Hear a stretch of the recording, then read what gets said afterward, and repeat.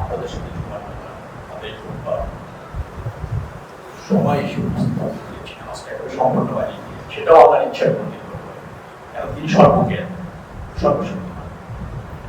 এসে ইমাম সাহেবের বক্তব্য আমি শুনছি, তাফসীর শুনছি, উনি আপনার বিষয়ত্ব নিয়ে কথা বললেন আর সহি এবং শুদ্ধভাবে কুরআন তেলাওয়াতের ব্যাপারে গুরুত্ব আরোপ করলেন। আল্লাহ বিশ্ব ব্রহ্মাণ্ডের স্রষ্টা, নিয়ন্ত্রক এবং মালিক। আপনার আমার স্রষ্টা এবং মালিক, এবং আপনাকে আমাদের তার কাছে প্রত্যাবর্তন করতে হবে।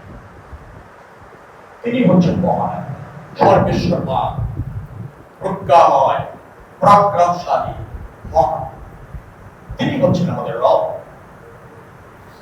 আমাদের এই পৃথিবীতে আসাটাই হচ্ছে তার সন্তুষ্টি লাভের জন্য, এবং তিনিও আমাদের সৃষ্টি করেছেন। কোরআনে বলছেন আল্লাহ সুন্দর অবয়বে, অবয়বে বলতে আকৃতিতে এবং সর্বাধিক জ্ঞানে তিনি আমাদের সৃষ্টি করেছেন শুধুমাত্র তার ইবাদত করার জন্য, তার সন্তুষ্টি লাভের জন্য, তার দাসত্ব করার জন্য। আর কারণ এই পৃথিবীতে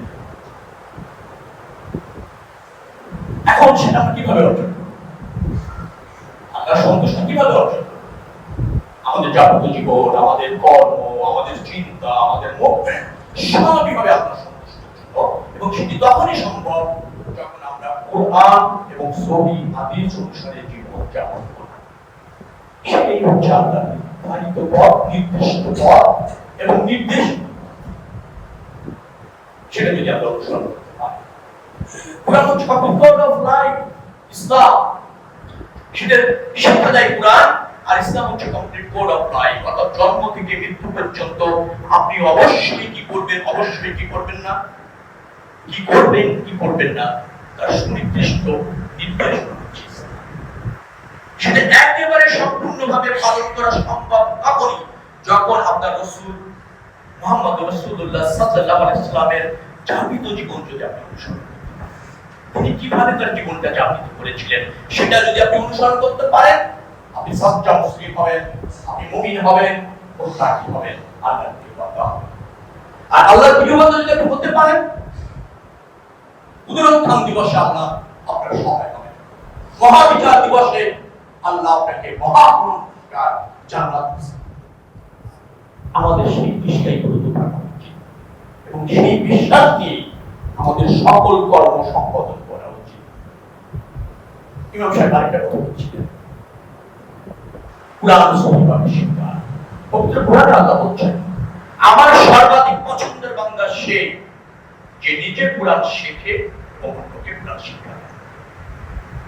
এরপর আবার বলছেন, ওই ব্যক্তিকে আমি আরো অধিক পছন্দ করি যার কোরআন শিখতে কষ্ট হচ্ছে, পারছেন না, তারপর চেষ্টা করছেন। সবচেয়ে পছন্দের বান্দা। ভালো লেগেছে ইমাম সাহেবের বক্তব্য।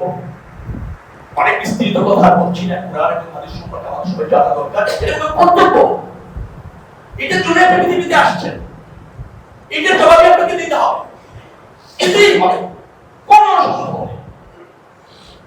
কারণ আপনি যাবেন একটা বিশুদ্ধ আত্মা নিয়ে, এবং বিশুদ্ধ আত্মা তখনই তৈরি হয় যে কোরআন এবং হাদিস অনুসারে জীবন যাপন করে, যে রাসূলুল্লাহ সাল্লাল্লাহু আলাইহি ওয়াসাল্লামের জীবন অনুসরণ করে। আসলে আমরা মুমিন এবং মুত্তাকি হতে চেষ্টা করি, তৌফিক হবে কিনা জানি না। সর্ব জ্ঞাতা হচ্ছেন আমার রব, মহান, প্রজ্ঞাবান। আপনারা আমার জন্য দোয়া করবেন। নামাজ সমাগত কথা বাড়াবো না।